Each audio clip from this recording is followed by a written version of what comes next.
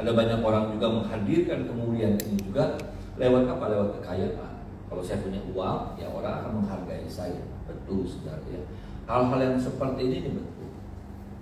Lewat gelar, lewat jabatan, lewat kekayaan, maka seseorang bisa dihargai, seseorang bisa dihormati, seseorang bisa diperhitungkan. Tapi yang saya lihat, Bapak Ibu Saudara, kita akan mau lihat sesuai dengan firman Tuhan. Bagaimana cara untuk bisa menghadirkan kemuliaan itu. Bagaimana cara bisa menghadirkan kemuliaan Allah itu ada bersama dengan saya, hidup bersama dengan saya, sehingga saya dan saudara bisa mengalami seperti yang Ayub alami. Bagaimana ya ada kemuliaan, ya ada kemuliaan. Kita dihargai orang, kita bukan karena kekayaan, ya, saudara. Saya nggak suka kalau ada orang menghargai saya hanya karena saya punya uang. Saya agak merasa tersinggung, saudara. Kalau orang menghargai saya karena saya punya uang, saya suka bayarin orang misalnya. Saya nggak suka. Kenapa? Karena satu saat kalau saya nggak punya uang, saya nggak akan dihargai lagi. Betul nggak, saudara? Nanti saat ada orang bilang saya kejar jabatan, Nanti satu saat kalau saya nggak punya jabatan, saya udah nggak duduk di jabatan itu, posisi itu, nanti orang udah nggak menghargai saya. Jadi betul, saudara, tapi hal-hal seperti ini kan bisa hilang, ya, bisa hilang, bisa jadi sifatnya sementara, saudara. Itulah sebabnya saya melihat Ayub menghadirkan kemuliaan dengan cara yang berbeda. Ayub menghadirkan kemuliaan itu, saudaraku, ya, kemuliaan itu dengan cara yang berbeda. Dan kita mau belajar bersama bagaimana cara Ayub menghadirkan kemuliaan Allah itu. Bukan karena kekayaan, bukan karena jabatannya, bukan karena apapun. Mari sama-sama yang saya temukan ada dua hal, saudara. Yang pertama, ayat yang pertama sampai ayat yang ke-6. Coba kita lihat bersama. Ayat 1 sampai ayat yang ke-6. Sama-sama kita baca, habis saudara ayat-ayat 1, 2, 3. Maka Ayub melanjutkan uraiannya.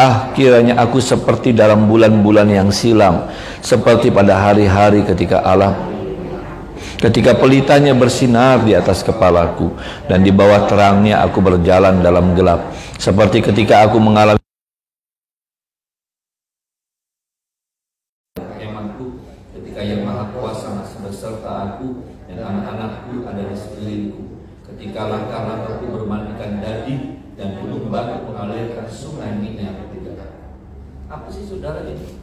Ini bicara tentang apa ya, saudaraku? Keintiman dengan Tuhan. Bagaimana yang dibangun sama Ayub adalah bergaul karib dengan Tuhan. Ini yang membuat Ayub mengalami kemuliaan. Bergaul karib dengan Tuhan. Dia bilang, sekiranya aku seperti dalam bulan-bulan yang silam, seperti pada hari-hari Allah, ketika Allah melindungi aku, ketika pelitanya bersinar atas kepalaku, dan di bawah terangnya aku berjalan dalam gelap, seperti ketika aku mengalami masa remaja, ketika Allah bergaul karib dengan aku di dalam kemah.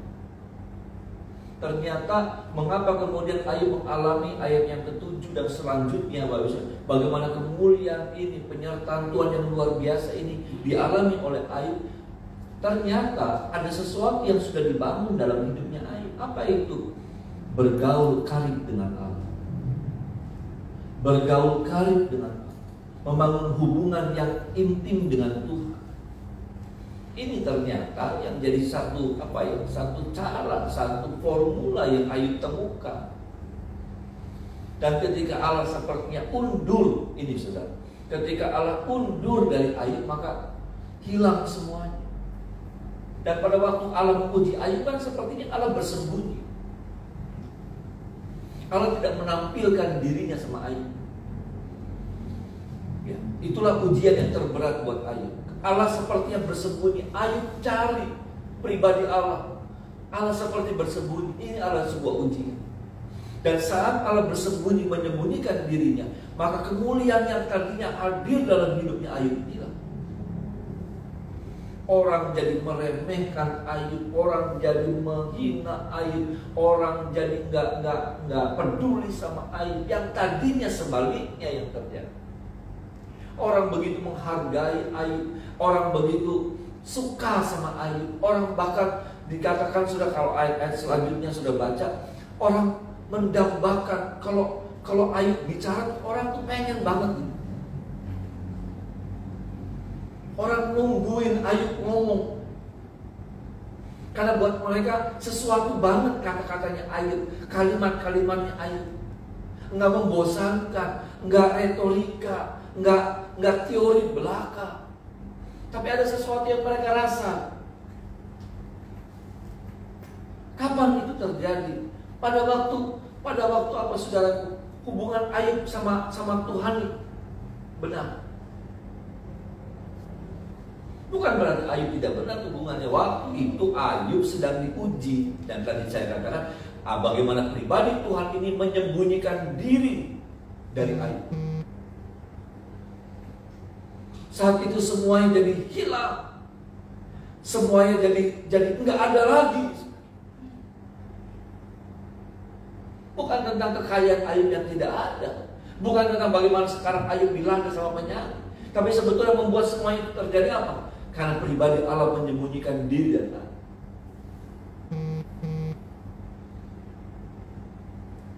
Saudara, ini jadi sesuatu yang penting sebetulnya.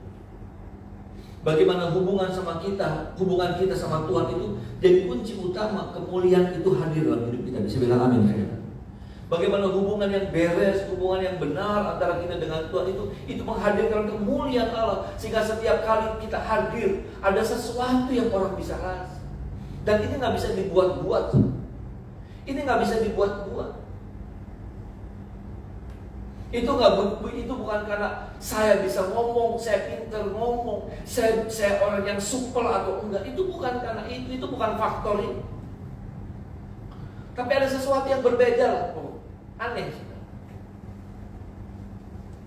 Yang bikin kehadiran kita tuh bikin semarak. Kehadiran kita tuh bikin tenang. Kehadiran kita tuh nggak tahu kenapa. Tapi ada sesuatu yang orang bisa rasa. Ya, itulah kemuliaan. Ada amin, saudara. Waktu saudara ngomong, ada sesuatu yang orang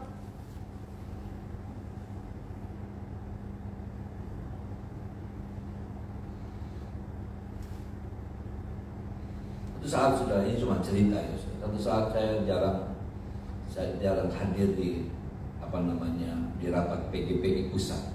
Rapat PGPI pusat itu yang hadir ketua sinode atau sekretarisnya.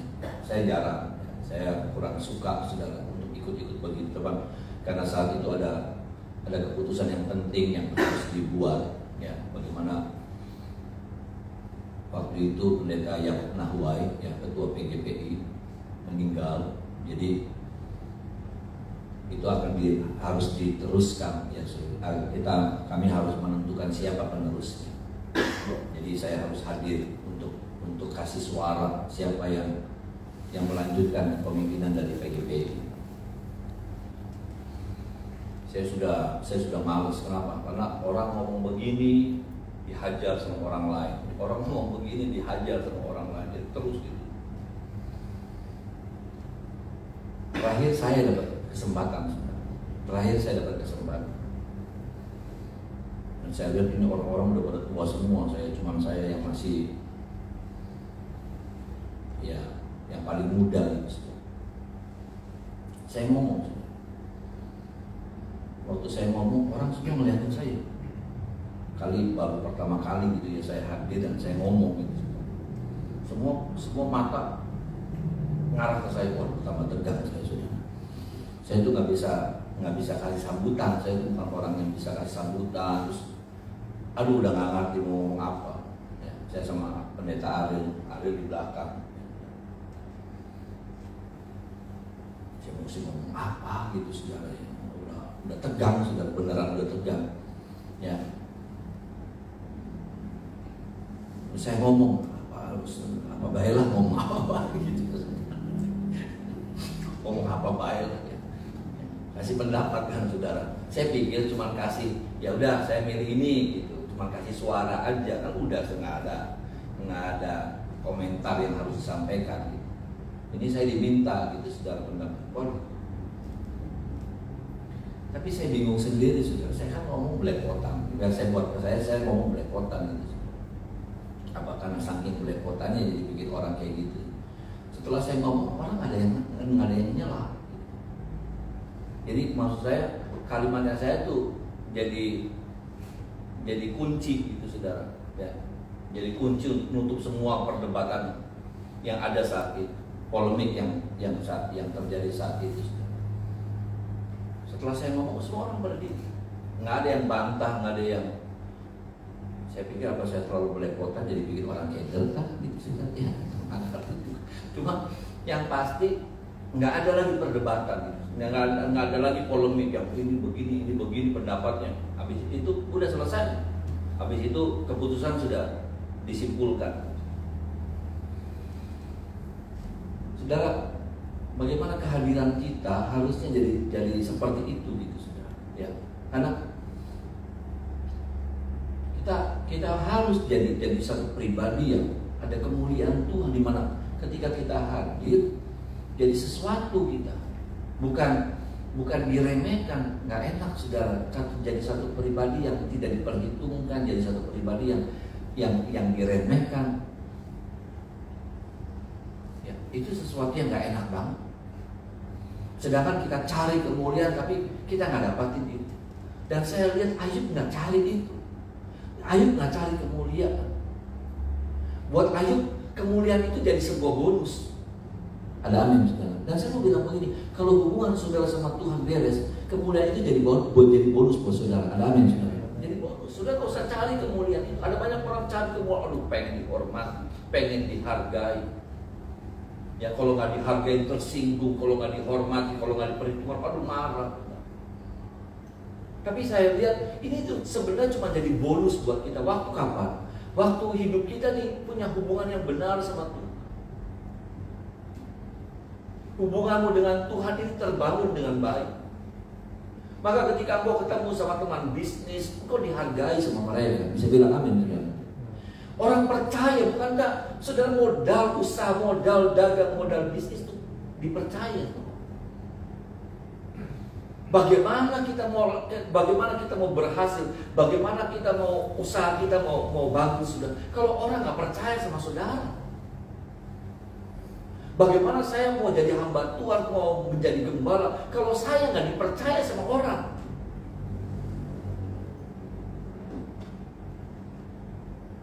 Ketertarikan orang sama kita, kenapa? Salah satu titiknya adalah apa? Karena orang percaya sama saudara. Bisa bilang amin saudara. Orang percaya sama saudara. Kalau orang nggak percaya, aduh mau saudara rayu kayak apa, mau saudara apain, baikin kayak orang nggak percaya, nggak mau. Saudara boleh banding harga, saudara, tapi orang nggak mau. Kenapa? Nggak ada percaya itu. Bagaimana? Ayub bukan membangun itu, saudara. Bukan membangun kemuliaan. Ada banyak orang membangun kemuliaan yang tadi saya katakan lewat gelar, lewat jabatan. Dan dia berharap orang akan menghargai saya, orang akan hormat saya. Makanya firman Tuhan bilang begini sama kita, carilah dahulu kerajaan Allah serta kebenarannya, maka semuanya itu akan ditambahkan kepadamu. Ada amin saudara. Termasuk di dalamnya kemuliaan. Nah, ada banyak orang Kristen, ada banyak orang percaya nggak ngerti ini, menganggap enteng yang namanya hubungan dengan Tuhan. Oh enggak, saudara. Hubunganmu dengan Tuhan itu kunci segala-galanya. Ada amin saudara. Kalau engkau punya hubungan yang baik sama Tuhan, seperti engkau sedang memegang kunci semuanya untuk membuka banyak pintu yang orang lain nggak bisa buka. Ada amin saudara. Seperti kalau engkau sedang membangun hubungan sama Tuhan, Tuhan akan kasih kunci banyak pintu. Itu yang saya alami. Itu yang saya alami. Ada banyak orang berusaha buka pintu, nggak bisa terbuka. Kenapa? Karena mereka nggak dikasih kunci sama Tuhan. Saya berharap kita dapat kunci dari Tuhan. Ada amin saudara. Untuk membuka banyak pintu-pintu yang tertutup.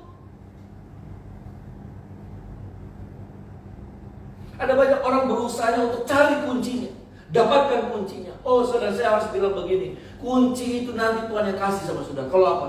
Saudara bangun hubungan ini benar. Saya alami waktu saya nggak bangun hubungan saya punya jarak sama Tuhan. Namanya manusia ya saudara, kalau saya jadi lemah gitu saudara. Dan saya mengalami begini, hal-hal yang biasa saya bisa lakukan, tapi jadi nggak bisa. Hal-hal yang mudah tadinya saya bisa kerjakan, tapi jadi sulit sekali. Kenapa? Karena kuncinya jadi saya nggak punya lagi.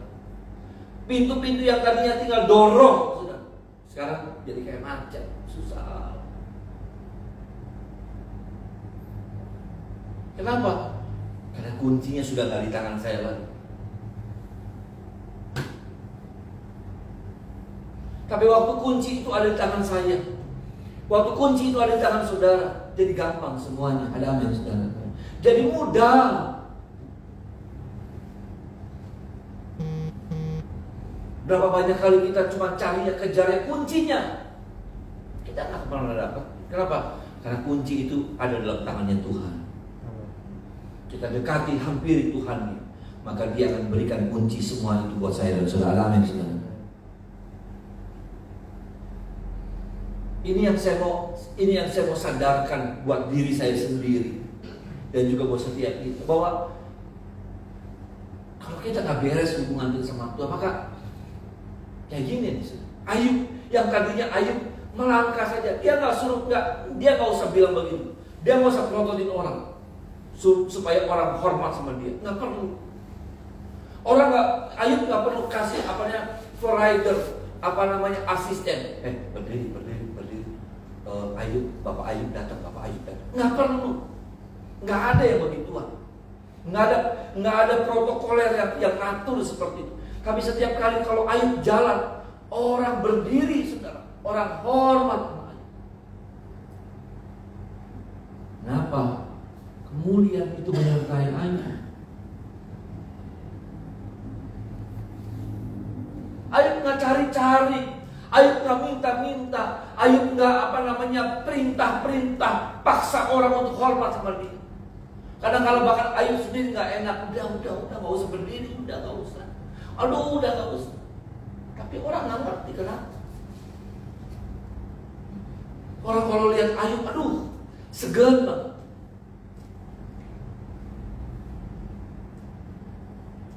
Ada kemuliaan.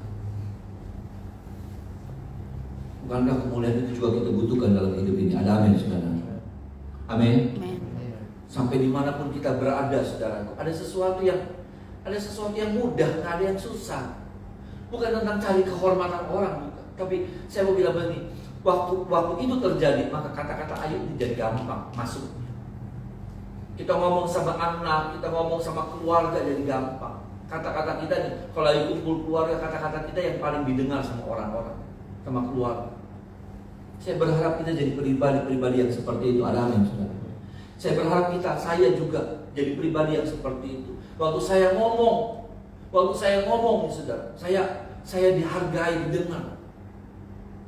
Kalimat saya, kata-kata saya paling diperhitungkan sama orang. Bukan, mau apa? Gak enak.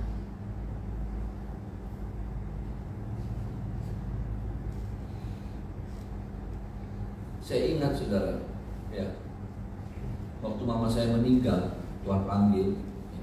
Waktu mama saya dipanggil Tuhan, malam itu kami langsung kumpul keluarga.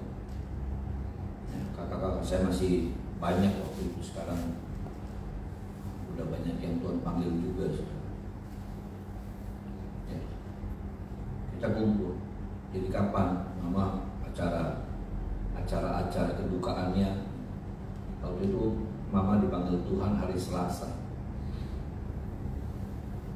Jadi kapan kira-kira? Saya bilang jangan buru-buru. Saya itu anak bungsu padahal sudah. Saya anak bungsu. Saya bilang Senin aja di kebun. Saudara-saudara bilang, saudara-saudara pada bingung, Senin kelamaan. Enggak, saya bilang Senin. Maksud saya mereka dengar gitu omongan saya. Ya, mereka nurut sama saya. Saya bilang Senin. Kelamaan, nggak apa-apa Senin. Saya tanggung jawab. Senin dikubur. Jadi bayangkan, Selasa meninggal, Rabu, Kamis, Jumat, Sabtu, Minggu, Senin, 6 hari. 6 hari sudah. Dan saya nggak ngerti sudah. Saya bilang begini, nanti tutup petinya hari apa gitu, hari Minggu lah, hari apa gitu. Pas di hari Selasa atau hari Rabu atau hari Kamis sudah, saya lihat ya jenazah mama saya kan masih dibuka terus. Memang ada kaca, tapi masih bisa dibuka. Udah bengkak ininya, mulutnya, bibirnya udah bengkak. Waduh, saya ini masih hari apa? Mesti nunggu lagi sampai di hari Selasa, sampai di hari Senin. Berarti kan masih panjang. Sudah. Saya bingung sudah. Saya nyalain AC aja terus setiap malam. Sambil saya ada AC portable, ya sudah, AC portable. Saya angkat, saya arahin ke mama, ke jenazahnya mama, supaya dingin dan sudah, supaya memperlambat gitu, memperlambat pembusukan gitu ya sudah, memperlambat pembusukan. Jadi saya sorot itu AC portable itu. Ya aman sudah. Jadi nggak ada apa-apa, nggak terlalu bengkak, masih normal seperti biasa sampai di makam, nggak ada bau. Jadi maksud saya gini saudara, ya, saya mau bilang bahwa kalau kita ada kemuliaan, omongan kita nanti dibela sama Tuhan juga, saudara. Ada amin saudara. Omongan kita nanti dibela sama Tuhan. Setiap omongan kita itu disertai sama Tuhan. Omongan kita ditolong sama Tuhan. Itu. Omongan kita itu jadi nggak omongan yang kemudian bertolak belakang. Jadi tuh kan, enggak. Kalau orang-orang bilang begitu kan, jadi kita apa? Jadi kita jadi orang yang dipersalahkan. Karena ini kadang-kala juga keputusan kita kan, kadang-kala keputusan yang kadang-kala kita juga seringkali melakukan kesalahan dalam keputusan-keputusan. Saya juga berpikir, aduh ya ini kelamaan. Secara sadar saudara, saya bilang iya kelamaan, saya salah. Setelah saya lihat begitu tuh saudara. Cuma maksud saya begini saudara, ya kalau orang ada kemuliaan saudara, orang ketika pun kita salah, kan salahnya kita juga bukan sesuatu yang disengaja atau untuk mencelakakan. Ya. Tapi saya melihat begini, ada pembelaan Tuhan dalam setiap apa yang menjadi keputusannya kita. Ada aja caranya Tuhan. Ada kalaupun kita salah, ada hikmat Tuhan untuk bisa mengatasi kesalahan kita. Nah, saya mau bilang betapa pentingnya kemuliaan itu ada bersama dengan kita. Kemuliaan itu menyertai kita. Dan kapan kemuliaan itu hadir dalam hidup kita? Yaitu ketika Ayub bangun hubungannya sama, ketika dia berkata, aku bergaul karib sejak masa muda, dan dia bangun ini terus konsisten.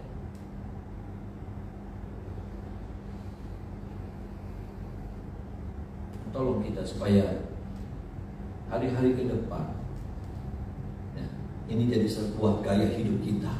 Ya. Saya mau supaya ini jadi gaya hidup saya. Ini jadi gaya hidup kita. Bagaimana bergaul karib dengan Tuhan, punya hubungan yang erat. Itu yang saya katakan. Ada kemuliaan yang selanjutnya menyertai kita. Saya cuma bilang begini, hari ke depan susah. Sungguh. Saya bukan nakut-nakutin. Saya bukan lagi mengintimidasi saudara. Saya cuma lagi mau menyadarkan betapa kemuliaan itu, betapa itu kita butuhkan dalam hidup. Kemuliaan itu kita butuhkan dalam hidup. Dan pada waktu kapan kita dapatkan? Pada waktu hubungan kita sama Tuhan benar. Hari ke depan itu jadi bukan hari yang mudah. Sungguh sudah. Ya. Hari ke depan itu jadi banyak gejolak-gejolak, banyak kejadian-kejadian yang tidak bisa kita prediksi. Ya, dan itu akan menggoncang banyak hal. Tapi saya percaya kalau ada kemuliaan Tuhan, itu artinya apa? Ada penyertaan Tuhan yang pasti dalam hidup kita. Ada amin saudara. Dan hal yang kedua yang saya temukan bagi saudara, yang Ayub bangun untuk menghadirkan kemuliaan Allah itu saudara dalam hidupnya, ayat 12 sampai 17. Ayat 12 sampai 17. Sama-sama kita baca sudah, ayat 12 sampai 17. Sama-sama kita baca 1, 2, 3. Karena aku menyelamatkan orang sengsara yang berteriak minta tolong, juga anak piatu yang tidak ada penolongnya. Aku mendapat ucapan berkat dari orang yang nyaris binasa, dan hati seorang janda kubuat bersukaria. Aku berpakaian kebenaran, dan keadilan menutupi aku seperti jubah dan serban. Aku menjadi mata bagi orang buta dan kaki bagi orang lumpuh. Aku menjadi bapa bagi orang miskin, dan perkara orang yang tidak kenal kuselidiki. Geraham orang curang remuk dan merebut mangsanya dari itu.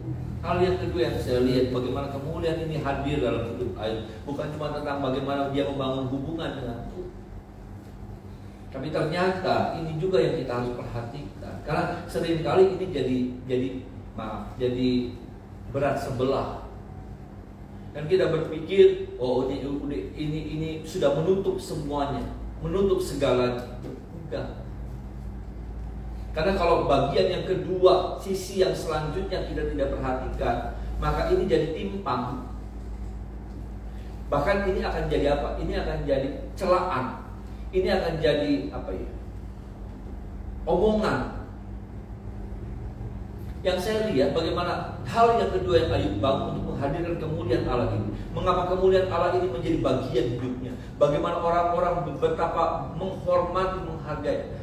Bukan cuma tentang bagaimana dia membangun hubungan sama Tuhan dengan baik, tapi ternyata bagaimana hidupnya juga jadi berkat bagi banyak orang.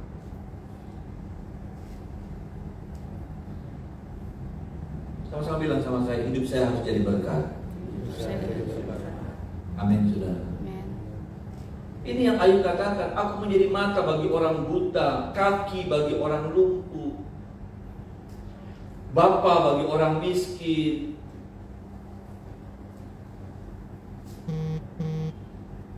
Kita bukan semakin bikin susah orang yang buta, kita bukan semakin bikin susah orang yang lumpuh. Kita ambil kesempatan dalam kesempitan waktu kita ketemu sama orang yang buta. Kita dapat ambil keuntungan dari orang yang buta.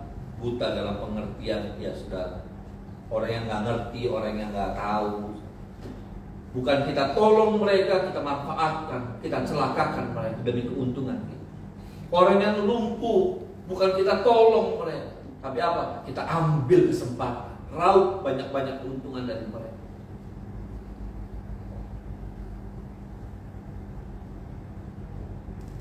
Ayub bukan cuma tentang bagaimana membangun hubungan. Ya tadi yang saya katakan. Kalau sampai Ayub membangun hubungan, tapi kemudian ya hal yang bagian yang kedua sisi sebelahnya, dia jadi satu pribadi yang mengerikan, menakutkan. Yang orientasinya cuma keuntungan pribadi, nggak mau tahu tentang bagaimana dengan orang lain. Maka ini jadi apa ya? Bertolak belakang.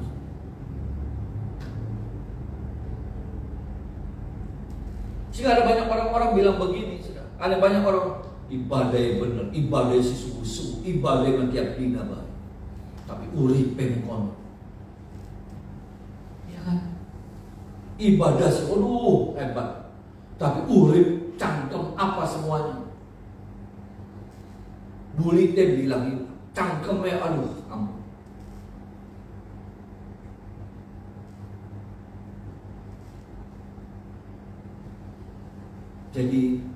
Jadi apa ya? Jadi cemoohan. Kenapa? Karena kita tidak mengimbangi itu. Kita beratkan pada sisi ini, tapi sisi yang lainnya kita abaikan.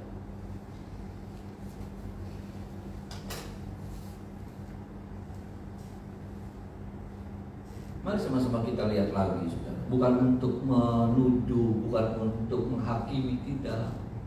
Firman Tuhan ini datang buat setiap kita, termasuk saya. Kadang-kadang kita merasa bahwa udah segalanya, udah nutupin semua kekurangan kita waktu kita dekat sama Tuhan, waktu kita bangun hubungan sama Tuhan. Tapi apa? Hidup kita kemudian gak jadi berkat buat orang lain. Hidup kita gak jadi berkat buat keluarga. Hidup kita gak pernah nolongin orang. Bahkan bukan cuma nolongin. Ya sudah, saya cuma bilang kalau sudah gak bisa nolong, jangan bikin susah orang. Kalau saudara nggak mau nolongin orang, jangan bikin susah.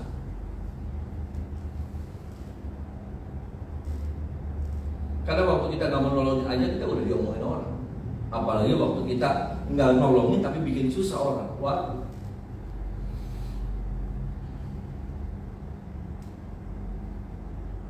Tolong kita saudara, supaya ini yang kita harus perhatikan. Bagaimana dua sisi ini, saudaraku, hubungan kita sama Tuhan dan hubungan kita sama orang-orang di sekitar kita.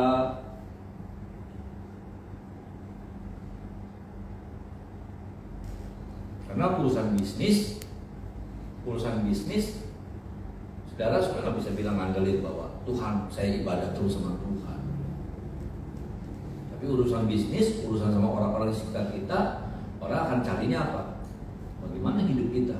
Bagaimana mulut kita? Bagaimana dengan kejujuran kita? Bagaimana dengan cara kita hidup? Tolong kita saudara, hingga hari-hari ke depan kita seperti yang Ayub alami, saudara. Ya. Bagaimana ada tudung Tuhan, ada kemuliaan Tuhan, ada Shekinah glory dalam bahasa yang keren ya, saudara. Ada Shekinah glory, ada kemuliaan Allah yang terpancar lewat hidup kita. Dan tahukah saudara, Shekinah glory itu saudara menarik orang. Hidup saudara jadi punya daya magnet. Iya. Shekinah glory itu saudara, Shekinah glory itu menarik. Saudara jadi magnet gitu. Banyak orang yang datang. Saudara nggak usah panggil, saudara nggak usah promosi, tapi orang datang sendiri. Kapan itu terjadinya? Waktu dua hal ini beres. Hubungan sama Tuhannya beres, hubungan sama orang-orang di sekitar kita juga beres. Kita jadi berkat bagi orang yang dikatakan mata bagi orang yang buta, penolong bagi orang yang lupa. Tolong kita ya saudara. Mari kita menyembah.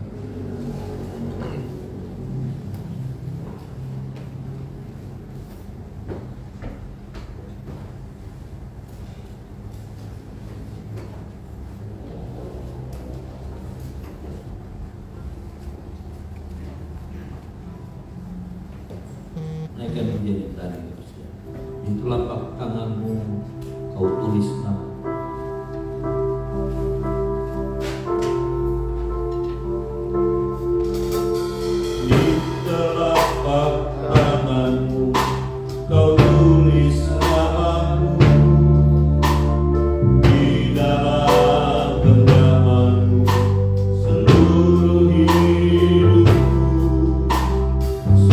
Bangga ku punya Bapa seperti-Mu.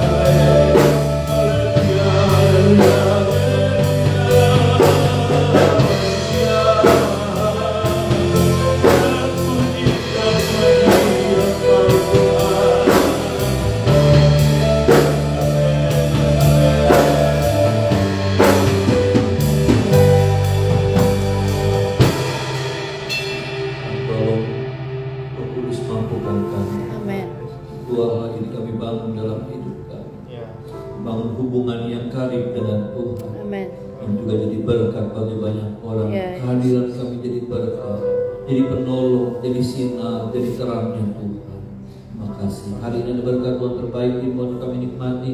Anak-anak kami diberkati, mereka sekolah, berkuliah, masuk balita, berdagang, bekerja, berumah tangga diberkati pagari dengan darah Yesus. Rumah tangga kami, istri, suami, anak-anak kami, pekerjaan, kesehatan, tubuh, roh kami, seluruh kepemilikan kami diberkati pagari dengan darah Yesus. Rumah tangga kami juga, istri, suami, anak-anak kami, pekerjaan, kesehatan, tubuh, roh kami, seluruh kepemilikan kami diberkati. Bangsa negara kami Indonesia diberkati, kota kami Cirebon diberkati, kami rindu kami pulang dari tempat ini, kami jadi berkat dimanapun kami berada. Pekerjaan Tuhan di keteruan diberkati, kami bilangan jiwa yang ada, jiwa yang rindu bertumbuh mengenal Tuhan lebih dalam kehidupan bersama kami tempat ini. Bahkan semua gereja-gereja Tuhan kota Cirebon semuanya diberkati oleh Tuhan. Tangan kami terangkat, arahkan buat setiap jiwa-jiwa yang kami doakan di dalamnya ada orang tua, papa, mama, kakak, adik kami, kenalan kami, saudara-saudara kami, cucu-cucu kami yang belum diselamatkan, selamatkan mereka oleh anugerah Tuhan yang besar dalam nama Tuhan Yesus. Makasih tangan kami yang terangkat pagi hari, kami percaya tangan kami limpah dengan berkat Allah, kemuliaan Allah menjadi bagian kami sepanjang hari. Kami sambut hari yang baru berjalan bersama dengan Tuhan dalam nama Tuhan Yesus. Haleluya. Amin. Pagi Tuhan.